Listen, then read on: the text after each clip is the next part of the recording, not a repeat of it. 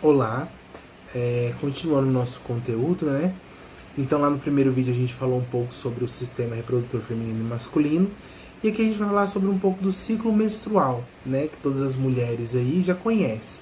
Então o ciclo menstrual ele tem um início ali durante a primeira, quando ocorre, né, o primeiro dia do sangramento, e vai entre 24 a 38 dias esse ciclo. O ciclo menstrual ele geralmente ele tem em média 28 dias, né, para quem tem o ciclo regular. Mas nós sabemos que isso não é a realidade de todas as mulheres, né? Então esse ciclo menstrual ele é dividido em três, né? Nós temos a fase folicular, a fase ovulatória e a fase lútea. A fase folicular, né, ela é a que ocorre antes da liberação do óvulo. Já a fase ovulatória, ela ocorre durante a liberação do óvulo. E a fase lútea depois da liberação do óvulo. Então a primeira fase, lá na fase folicular, é quando tem a concentração de estrogênio e progesterona começa a cair. E aonde ocorre, né, o sangramento, a camada de endométrio, ele se rompe e tem aquele sangramento. Já começamos o nosso ciclo menstrual. Com isso, cada folículo lá que contém nos ovários, ele começa a receber um hormônio folículo estimulante, né, para fazer com que um óvulo ele comece a amadurecer para poder sair daquele ovário daqui a uns dias. Então, nessa fase folicular, né, ele se inicia com a primeira menstruação, tem a durabilidade de 12 a 14 dias e tem alguns principais sintomas durante esse período, que é a fraqueza e a cólica. Depois desse primeiro período, nós temos o segundo, que é a fase ovulatória, né, que é quando a concentração de hormônio luteinizante e do hormônio folículo estimulante, né, faz com que esse óvulo já fica pronto para ser liberado. Esse óvulo é liberado do ovário e normalmente ocorre de 16 a 32 horas após o início do surto. A concentração de estrogênio diminui durante o surto e a concentração de progesterona começa a aumentar para que esse óvulo seja fecundado, né?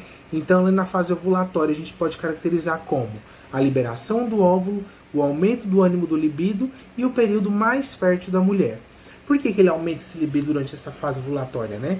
O corpo ele entende que, esse óvulo saiu, ele tem que ser fecundado.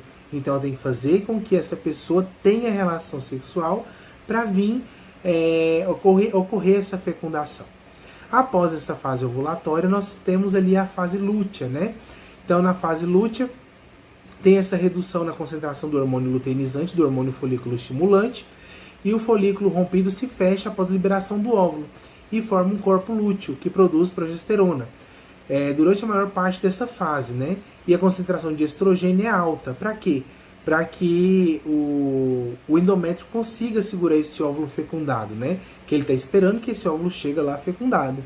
Esse óvulo não chega fecundado, ele ocorre o quê? Essa descamação. Então, nessa fase lútea, a gente pode colocar umas características principais. A progesterona em alta, ela dura em média 14 dias e é o famoso horário ali que tem a TPM, né? Que eu brinco que é a tendência para matar, mas é a tensão pré-menstrual. Ela fica ali nessa fase lútea.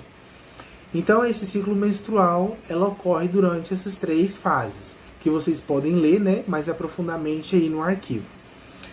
Nós temos também ali, que a gente já comentou um pouquinho, sobre a menarca, né? O que é a menarca? É a primeira menstruação das mulheres. E também nós temos a última menstruação, que é conhecida como a menopausa, né? Então, durante os anos aí, há uma perda gradativa dos folículos primários, né? Restando assim um número bastante reduzido após os 40 anos. E após os 50 praticamente, né, tá ali acabando. Então, quando esse folículo principal começa a acabar, ocorre essa menopausa nas mulheres. Então, as mulheres param de ovular e menstruar. Então, chega aquele fim, né, do seu período fértil. Durante a fecundação, nós vamos ver no próximo vídeo.